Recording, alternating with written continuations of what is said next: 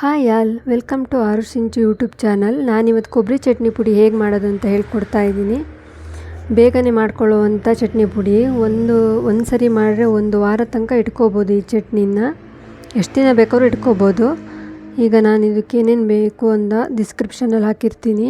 ಇದನ್ನು ಹೇಗೆ ಮಾಡೋದು ಅಂತ ನೋಡೋಣ ಬನ್ನಿ ಫ್ರೆಂಡ್ಸ್. ಮೊದಲಿಂದಾಗಿ ನಾನು ಖಾರಕ್ಕೆ ಎಷ್ಟು ಬೇಕೋ ಅಷ್ಟೇ ನಾನು ಒಂದು 5ರಿಂದ 6 ಬ್ಯಾಡಗೆ ಮೆಣಸು ತೊಗೊಂಡಿದ್ದೀನಿ. ಮತ್ತು ಕೊಬ್ಬರಿ ಮತ್ತು ಬ್ಯಾಡಗೆ ಮೆಣಸನ್ನು ಚೆನ್ನಾಗಿ ಹುರ್ಕೊಬೇಕು. ಇದು ಹುರ್ಕೊಂಡ್ರ ಮೇಲೆ ನಾವು ಒಂದು 2 ಸ್ಪೂನ್ ಆಗೋಷ್ಟು ಕಡಲೆಬೇಳೆನ ತೊಗೊಂಡಿದ್ದೀನಿ. ಕಡಲೆಬೇಳೆ ಹಾಕಿ ಚೆನ್ನಾಗಿ ಹುರ್ಕೊಂಡು ಆಮೇಲೆ ನಾವು ಉದ್ದಿರುವಂತಹ ಬೆಳ್ಳುಳ್ಳಿ ಮತ್ತು ಒಂದು ಅರ್ಧ ಸ್ಪೂನಷ್ಟು ಉದ್ದಿನಬೇಳೆನ ಹಾಕಿ ಚೆನ್ನಾಗಿ ಹುರ್ಕೋಬೇಕು. ಇವೆಲ್ಲದನ್ನು ಚೆನ್ನಾಗಿ ಹುರ್ಕೋಬೇಕು. ಮತ್ತು ಜೀರಿಗೆ ಒಂದು 4 ಕಾಳಷ್ಟು ಜೀರಿಗೆ ಹಾಕ್ಕೊಂಡಿದ್ದೀನಿ ಫ್ಲೇವರಿಗೆ. ಇದನ್ನಿಷ್ಟನ್ನು ಚೆನ್ನಾಗಿ ಹಾಕ್ಕೊಂಡು ಚೆನ್ನಾಗಿ ಕಾಯಿಸ್ಕೋಬೇಕು.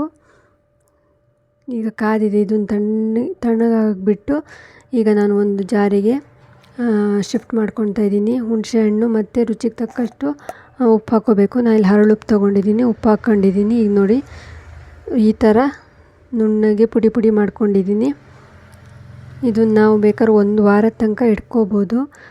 ಎಲ್ಲದಕ್ಕೂ ಮ್ಯಾಚ್ ಆಗುತ್ತೆ. ದೋಸೆ, ಕಡುಬು, ಅನ್ನ ಇವಕ್ಕೆಲ್ಲ ಮ್ಯಾಚ್ ಆಗುವಂಥ ಚಟ್ನಿ ಪುಡಿ. ತುಂಬ ಟೇಸ್ಟಿಯಾಗಿರುತ್ತೆ. ಮೊಸರನ್ನಕ್ಕೂ ಸಖತ್ತಾಗುತ್ತೆ. ನೀವು ಒಂದ್ಸರಿ ಟ್ರೈ ಮಾಡಿ ನೋಡಿ. ಎಲ್ರಿಗೂ ಈ ರೆಸಿಪಿ ಇಷ್ಟ ಆಗಿದೆ ಅಂತ ಅಂದ್ಕೊಂಡಿದ್ದೀನಿ. ಪ್ಲೀಸ್ ನನ್ನ ಚಾನಲ್ನ ಲೈಕ್ ಮಾಡಿ, ಶೇರ್ ಮಾಡಿ, ಹಾಗೆ ಕಮೆಂಟ್ ಮಾಡಿ. Thank you all.